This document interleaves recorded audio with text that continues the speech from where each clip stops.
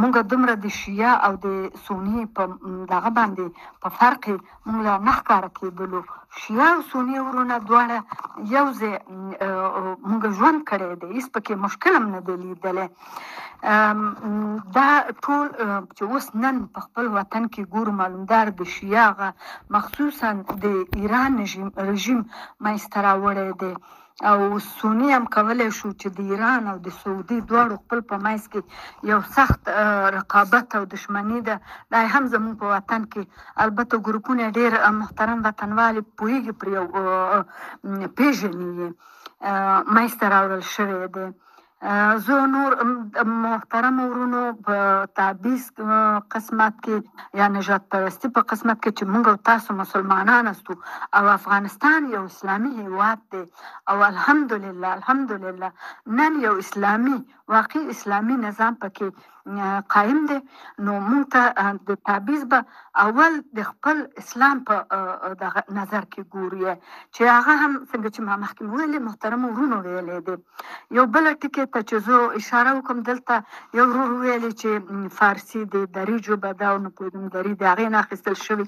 څنګه چې موږ یعنې زما عمر مې الحمدلله زیات دی او کابل کې مې مکتب او فاکولته ویلې ده. موږ په کابل په مکتب کې د دري په ژبه کې رښتیا هم چې څنګه نور ورونو ویلې، زموږ کتابونه په نامه د دري و نه فارسي په نامه باندې موږ کتابونه پښتو و دري وو، ما قطعا فارسي نه دی اورېدلی او نه مې لیدلی دی.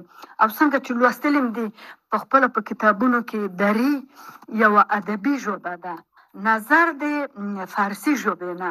څرنګه چې موږ که وګورو فرضاً په عربي کې عمي او فصحي ده، یعنې دري یوه ادبي ژبه ده، د شاعرانو او د ادیبانو ژبه ده او د دې منشأ یعنې څنګه چې افغان ورور ویلې چې د ژبو فرضاً منشأ او دی په دې زه نه پوهېږم، بل بحث غواړي، خو دري یوه بېله مستقله د افغانستان پورې مربوطه ده. دا د افغانستان د شاهانو د دربار ژبه ده او د افغانستان د خپل افغانانو ژبه ده. او د افغانستان دوه ملي ژبې دي، فارسي او پښتو او دري. البته اوس خو ما چې اورېدلې دي اوس تقریبا ډېرې شوي دي ملي ژبې، مګر هغه وخت کې چې موږ وو دري او پښتو ملي ژبې وي.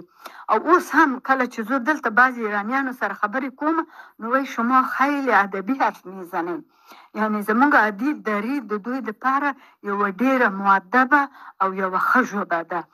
دا مې غوښتلې ده، البته موږ دا هم چې لوستلي دي تر دغه ځای پورې، یعنې دري یوه افغاني او یوه ادبي ژبه ده، د دربار ژبه ده او د سلطان محمود غزنوي نه د هغه وخت نه دا ژبه او دا د دري په نامه ده.